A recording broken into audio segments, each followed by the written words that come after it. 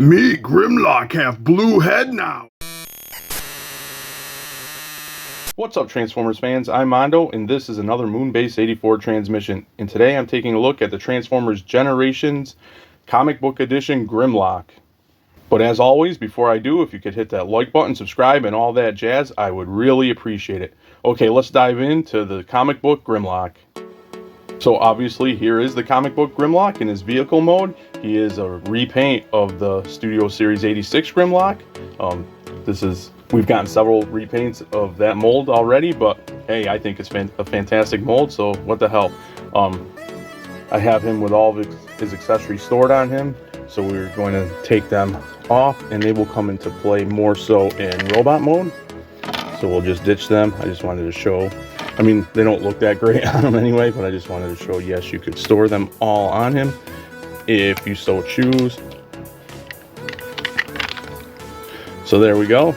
So that just leaves us with the 86 Grimlock, or comic book Grimlock in Dino mode. And I think he looks really cool in this paint scheme. The yellows on him really pop, and I like the added paint apps to give him that comic vibe, like the black streaks going down the neck. You got some black paint work here. I like this blue, and that'll come in more into play in robot mode. More of that yellow here. His underbelly again more into play in robot mode, but you can see like the black lines painted in to give him that comic book detail on the neck here. It almost looks like the pixel comic book printing or whatever, I don't know what you call it. I really love the black line work here on the head to bring out those red eyes. And of course, as I already said, he is the Studio Series 86 Leader Class Grimlock, so we already know he is a pretty fantastic figure. There's some more of that black here in the tail, and of course more on the side. Most people have seen this, but I'll go through it real quick. In Dino mode, he has the head swivel, he has the head up and down, he's got the jaw, his arms rotate. Do they go in and out? Only a little bit, I forgot. Elbow on his little arms. He can go way out like that. Knee bend really tight. It also bends this way so you can get the proper Dino mode stance. These, of course, are his robot arms. Stand up Grimlock.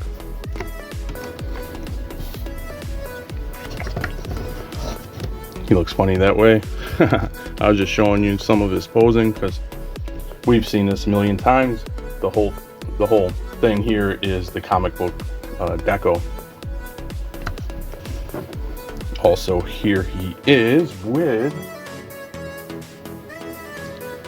the Studio Series Grimlock in Dino mode. And we can get a little comparison of them now that they're together. We go side by side. So here you go, where the Studio Series had the gold. Those have been replaced with the yellow, and again, I think the yellow really pops. Of course, he doesn't have the line work to make him look like the comic book, but he does have different paint apps such as the red, and the eye color is different.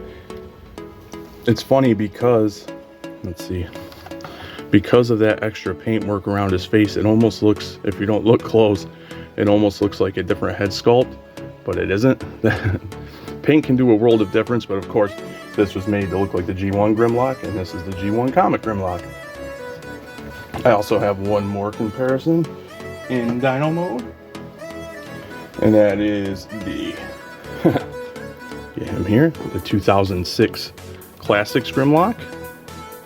So here they are, which is funny how much bigger the Leader Class is. Yeah, pretty cool. I love this figure as well.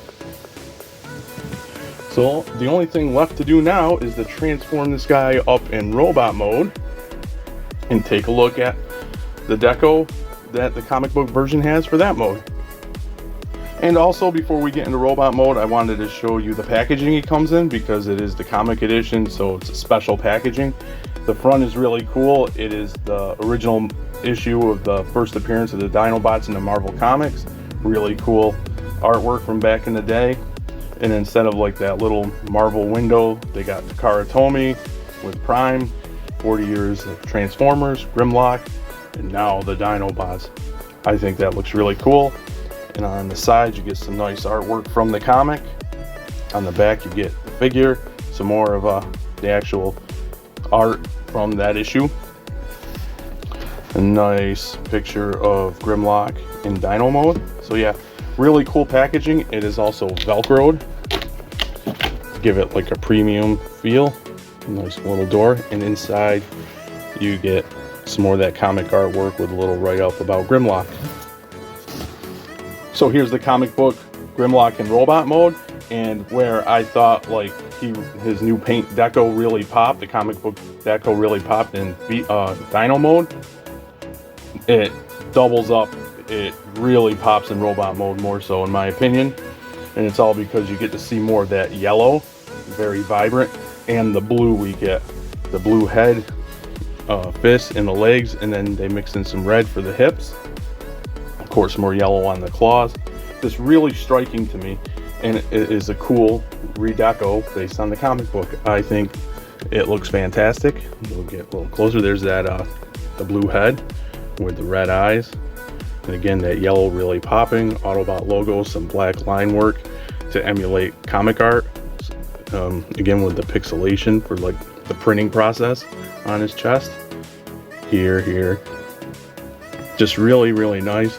It's more of that black, really making his shoulders pop. And of course, because they were the robot legs, or dino legs, same thing on the side. And again, the blue brings out, it just makes them pop.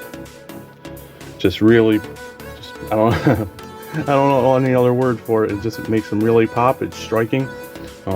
I think that is faintly painted too. It could just be my lights, but that's cool. And some more of that black. Where I talked about the sides, and of course the back. But yeah, just a really nice paint job to spruce up this already awesome mold for Grimlock. Of course, because he's the Studio Series 86 Grimlock, essentially. Same articulation, really nice.